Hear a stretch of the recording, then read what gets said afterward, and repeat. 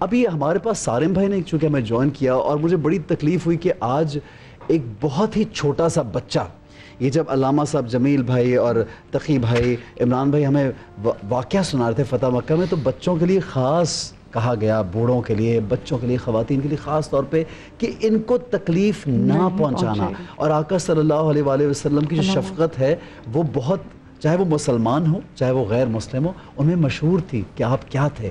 तो हम उनके उम्मती हैं।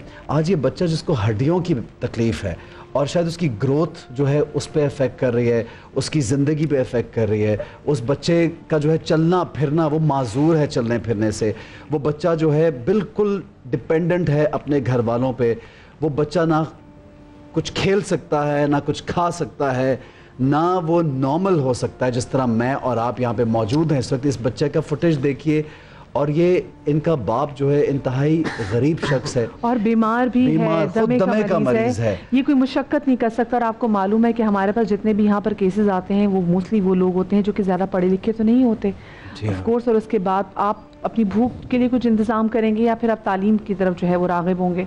तो ये वो ख़ानदान है जो तालीम हासिल तो नहीं कर सका, अब ये ख़ुद बीमार है और इनका एक छोटा सा बच्चा है जो कि आप देख सकते हैं कि उसकी टांगें काम नहीं करती। आपने ये मनाजिर खुद देखे हैं।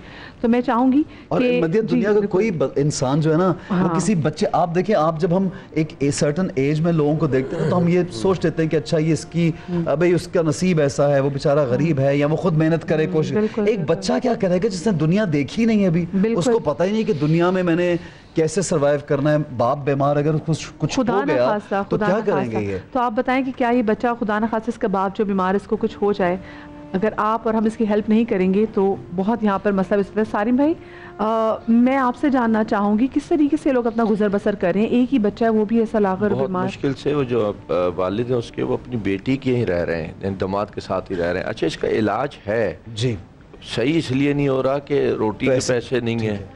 फिर वो जो अंकल हैं उनके अपना जो वो है मेडिसिन 4-5 हज़ार रुपये हफ्ते की दवा आती है, सांस के मरीज़ हैं वो।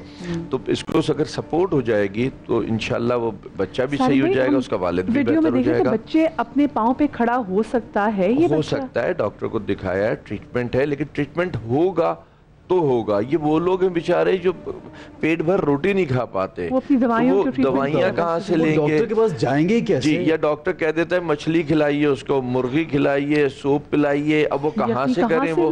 तो वो सारी प्रॉब्लम्स आती है। अगर कोई इलाज भी हो रहा है तो उसके साथ फिर आपको अच्छा फूड भी चाहिए होता है। फलों की यखनियों की मतलब उसके सब्जियों की यखनी की नौबत आ गई, तो हालात ऐसे कि हम तो खरीद ही नहीं सकते। तो बिल्कुल जी, मैं जरा जाती हूँ ये फैमिली के पास। ये बच्चा है नुमान, बहुत कम इसकी उम्र है, जिसको आप देख लें कि यहाँ पे मासूम है, बिल्कुल उसको अंदाजा नहीं कि हो क्या रहा है जिंदगी में। अच्छा, अस्सलाम वालेकुम जी, मैं उनके वालिद साहब से बात करूंगी। अस्सलाम वालेकुम जी। वालेकुम सलाम। आप मुझे बताएं कि आपकी चाचा कितने बच्चे हैं? एक ही बच्चा है, घर वाली फौत हो गई। अच्छा, एक बेटी है। ये आपकी बेटी है, ठीक है। बस ये आपके 2 बच्चे हैं आपके? बस। अच्छा, इसको बच्चे को जब ये पैदा हुआ था इसको तब कोई प्रॉब्लम थी नुमान को? चलता था तब ये 2 साल पहले अभी छोड़ दिया इसने। पहले चलता घूमता था, अभी उसने छोड़ दिया। पेशाब हम मोटे में कराता हूँ, बेटी करा दी है, किराए पे बैठे हुए हैं। तो आप खाना है, इतना बात करते हुए सांस चढ़ा है, मैं तो आपके लिए परेशान हो रही हूँ कि तो आप खुद सही तरीके से बात नहीं कर सकते, तो आप क्या कोई काम भी करते हैं? किस तरीके से आप गुजारा करते हैं? एक खाने का टाइम है, एक क्या नहीं है।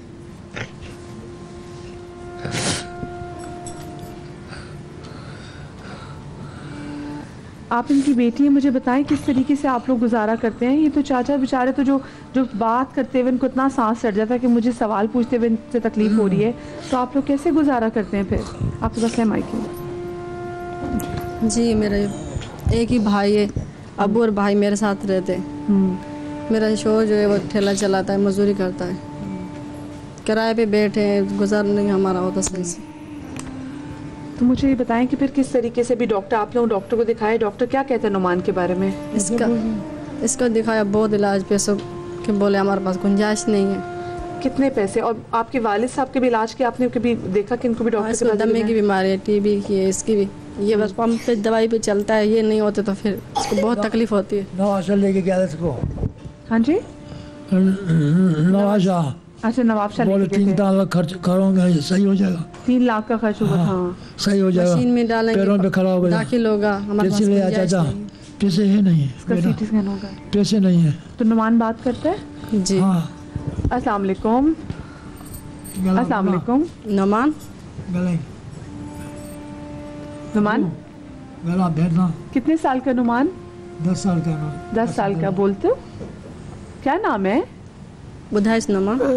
नुमान। नुमान देखिए मदिया, उसके चेहरे पे तो वही मुस्कुराहट है जो किसी भी एक नॉर्मल बच्चे की चेहरे पे होती है, कि वो मासूम बच्चा है, उसको अंदाज़ा नहीं कि उसके साथ हो क्या रहा है। लेकिन चूंकि बाप इस कदर बीमार है, मैं इनके इस प्यारे से बच्चे के बाप की हालत देख के तो मैं समझता हूँ कि पहले तो उनको इलाज की ज़रूरत है खुद से, और वो कुछ अपने पैरों पे खड़ा होगा, वो आदमी कुछ कमा सकेगा तो बच्चे को शायद खिला सके बेहतर। वो भी बीमार अपनी बेटी के घर में रह रहा है, बच्चा भी बिल्कुल एक मोहताज बन के रह गया, तो ये कौन संभालेगा इस ख़ानदान को? मुझे तो बस अल्लाह की इसमें क्या कहेंगे जमील भाई? आप देखिए कि बाप भी बीमार, बेटा भी बीमार, अपनी बेटी के घर में रह रहा है, लोगों के क्या आप कहेंगे हमारे लोगों को? मैं ऐसा करूँ कि इंसान जो है इंसानियत को दुखी और तकलीफ़ में देखकर उसे मदद करना चाहिए। और इस बच्चे का ट्रीटमेंट जिस तरह सारिम भाई ने कहा, मुमकिन है कि मेरे ख्याल में इसको नर्व्स की प्रॉब्लम्स है कुछ, जिसकी वजह से उसको स्पाइन से आगे कोई नर्व प्रॉपर सप्लाई नहीं हुआ, जिसकी वजह से आगे उसकी टांगे जो है वो हो गई। तो इसका ट्रीटमेंट हो सकता है, कुछ सर्जरी, छोटी छोटी सर्जरियाँ 5-8 होती हैं, जिसके बाद ये। और मुझे रशियन डॉक्टर से वो तो पोलियो के मरीज़ को भी खड़ा कर दिया करते थे। हमारे यहाँ कुछ 15 साल पहले आए थे, उसके बाद फिर दहशतगर्दी उरूज पर पहुँची तो वो शायद गालिबन चले गए। तो ये ट्रीटमेंट हमें वहाँ से इंपोर्ट करना चाहिए, सीखना चाहिए, और इन सब का इलाज होना चाहिए। लेकिन इस फैमिली की सपोर्ट ज़रूर करना चाहिए। और अगर कोई साहिब हैसियत, साहिब सरबत है, साहिब दिल है, और जिसके बाद अपने भी बच्चे हैं, और वो अपने बच्चों को जब खेलता हुआ दौड़ता हुआ देखे, तो इस बच्चे की माजूरी उसे ज़रूर याद आनी चाहिए। बहुत अच्छी बात है जमील भाई ने, बहुत अच्छी बात की। तकीय भाई क्या कहेंगे आप? जी, बच्चों के हवाले से बतौर ख़ास ये हुक्म है कि बच्चों की जितनी इंसान मदद कर सकता है और उनकी इस्लाह कर सकता है, उनको अच्छी ज़िंदगी फराम कर सकता है, फराम करने की कोशिश करनी चाहिए। क्यों? इसलिए कि उनको अभी बहुत ज़िंदगी गुजारनी है, बहुत से नेक अमाल करने हैं, दुनिया में बहुत से कारनामे दिखाने हैं।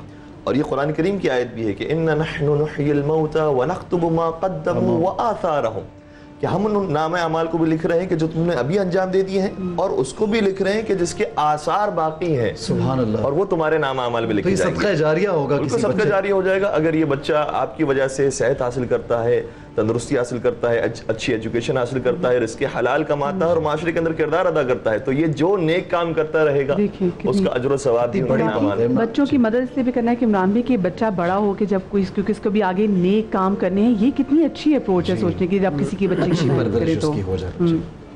कुरान पाक में जब कल क़यामत में जिक्र किया गया है कि अम्मा मनूतिया किताबहु बिशिमालिही फ़यक़ूलु या लैतनी लमूता किताबिया व लम अदरी मा हिसाबिया या लैतहा कानतिल क़ाज़िया इला आखिरिही, कि कल क़यामत में 2 तरह के लोग होंगे। कुछ लोगों को दाएं हाथ में अमालनामा दिया जाएगा, कुछ लोगों को बाएं हाथ में दिया जाएगा।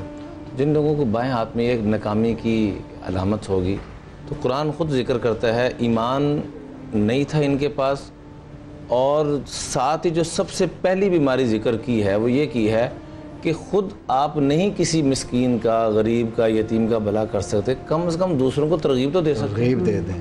तो हमें ज़रूर तरगीब देनी चाहिए, और ये तसव्वुर बांधना चाहिए कि यही बच्चा अगर मेरे घर में होता और इस माजूर शख्स की जगह या बीमार शख्स की जगह मैं होता, या मुझे अपनी बेटी के घर में रहना पड़ जाए, तो मेरे क्या जज्बात होंगे। अल्लाहु अकबर। तो बजाय किसी का मजाक उड़ाने के हम दूसरों पर रहम खाएंगे, इरहमु मन फिल अर्ज़ यरहमकुम मन फिस समा, तो फिर आसमानी निज़ाम हरकत में आता है, फिर वो रहमत बरकत आती हैं कि दुनिया मिसालें देती है। तो इसलिए खूब बढ़ चढ़ कर हमें हिस्सा लेना चाहिए। बिल्कुल सही। सालिम भाई आप क्या कहेंगे इनके बारे में? फैसल भाई बात यह है कि सपोर्ट करनी चाहिए। बाप बेटा जिस कंडीशन में ये किसी सिग्नल पे खड़े हो जाए ना जाकर के, तो 3-4 हज़ार रुपए भीख जरूर मिल जाएगी। आजकल तो एक माफिया है। मैं भी वहाँ जाना इसलिए चाह रहा हूँ कि मैं बच्चे को थोड़ा करीब से मैं देखना चाह रहा हूँ। और सारे में अपने बड़ी अच्छी बात है कि आजकल तो माफिया बन गया है पूरा, ये चाहें तो जाके भीख मांग सकते हैं लोगों से, यानी सड़क पर खड़े हो जाए। लेकिन हमारे मुआशरे में ये एक सिलसिला बन गया भीख मांगने का, तो हमें उसको तो निगेट करना है। अगर हम लोग बढ़ के मदद नहीं करेंगे तो जाहिर है वो सड़क पे आएंगे ना लोग। जी क्या कहेंगे आप सारे में बताइए। तो बिल्कुल मैं ये चाहता हूँ कि लोग आगे बढ़े, इसकी मदद करें। अगर इसका ट्रीटमेंट है खुद से करा दें, नहीं तो हमारे थ्रू करा दें, और इसको मंथली सपोर्ट कर दें। और बेटी क्या भले रहे, लेकिन अगर बाप की जेब में पैसे और बेटी के घर को भी सपोर्ट कर रहा है तो डेफिनेटली फिर उधर एक इज्जत से रह सकता है वो। तो मेरा ख्याल है कि लोग सपोर्ट करेंगे तो जरूर बेहतरी आएगी। अच्छा मैं जमील भाई एक बात मैं यहाँ पे कहना चाहता हूँ, मैं करीब से मेरे भाई जो हैं हमारा, क्योंकि ये कोई गैर नहीं है, ये हमारे माशरे का चूँकि हिस्सा है ये आदमी, तो ये हमारे में से है ना, ये एक पाकिस्तानी भी है और फिर रसूल खुदा सल्लल्लाहु अलैहि वसल्लम का उम्मती भी है। सबसे बड़ी बात है। और रमज़ान के ये 10 दिन जिसको हम एतकाफ़ के दिन कहते हैं शुरू हो रहे हैं आज। अच्छा कितनी हम नेकियां कमाना चाहते हैं, हमारी कोशिश होती है कि नवाफिल अदा करें, क़यामुल लैल करें, कुरान पढ़ें, ज़्यादा से ज़्यादा हमारा रोज़ा बेहतर हो, लेकिन ये जो नेकी हम रोज़ चल के सामने लेके आते हैं लोगों के, तो मेरा भाई इसकी उम्र इतनी ज़्यादा नहीं है। मैंने अभी देखा है कि ये अपनी बीमारी की वजह से इस तरह का आपको कमज़ोर महसूस हो रहा है। और इनसे मैं भी इनके ऊपर क्योंकि चूँकि हाथ रखा हुआ है इनके, तो इनसे सांस नहीं लिया जा रहा, बहुत इतनी तकलीफ में है ये भाई। लेकिन ये हमारे पास चल के आए हैं सिर्फ इसलिए कि मैं और आप मिल के इनका ये जो प्यारा सा बच्चा है इसकी मदद कर सकें। और ये अच्छा एक बात, स्कूल जाने का दिल करता है? चलो ये स्कूल जाने का दिल करता है? पढ़ने का दिल करता है? नहीं करता। पढ़ने का दिल नहीं करता, क्या दिल करता है? खेलने का दिल करता है। खेलते हो वहाँ घर पे किसके साथ? दोस्त है? कोई दोस्त है? प्यारे मासूम बच्चे को मालूम ही नहीं है कि उसके साथ क्या हो रहा है। अच्छा मैं ये देख रहा हूँ कि इनके जो हाथ और पैर हैं वो कुछ थोड़े से जिस तरह कमजोरी से टेढ़े हो रहे हैं सारे भाई। जी वो कह रहे हैं कि 2 साल पहले चलना ही छोड़ दिया। डॉक्टर साहब की कोई बात हुई आपने किसी? नहीं, अभी ये जो है ना मुसलसल केसेस रोज की बुनियाद पे आ रहे हैं। अब इनका ट्रीटमेंट जो इमरजेंसी नहीं होती तो उसको ईद के बाद फिर कराते हैं, क्योंकि रमजान में जो है बहुत ज्यादा रश हो जाता है, ईद के बाद शुरू होता है। तो अभी इनकी जो ट्रीटमेंट है वो ईद के बाद शुरू होंगे सबके फिर। और आप अपने ओन पे भी कराएंगे कोई? लेकिन ये दिखाया हुआ है कि इसका इलाज है तो इलाज है तो वो इलाज हो सकता है। ठीक है जी। सारिम भाई के नंबर्स चल रहे हैं स्क्रीन पे और आप सब लोग देख रहे हैं। आज हम चूँकि फ़तह मक्का को डिस्कस कर रहे हैं और हम बार बार ये बात आज के शो में हमने की कि आका सल्लल्लाहु अलैहि वसल्लम बच्चों के हवाले से, बुज़ुर्गों के हवाले से और ख़वातीन के हवाले से, आप देखिए कि इनकी बेटी जो हैं वो अपना घर चलाएं या अपने बाप को सहारा दें या अपने छोटे भाई को सहारा दें। तो ये मेरा आपका काम बनता है कि यहाँ पे आगे बढ़ें और हम इनकी मदद करें। अगर आप लोग फ़ोन करना चाहते हैं फ़ोन कीजिए, आप लोग कुछ भेजना चाहते हैं तो सारिम भाई की वेबसाइट पे जाइए। ये NGO है जो बहुत से जिन लोगों को ज़रूरत होती है उनका सहारा बनता है। स्क्रीन पे नंबर भी चल रहे हैं।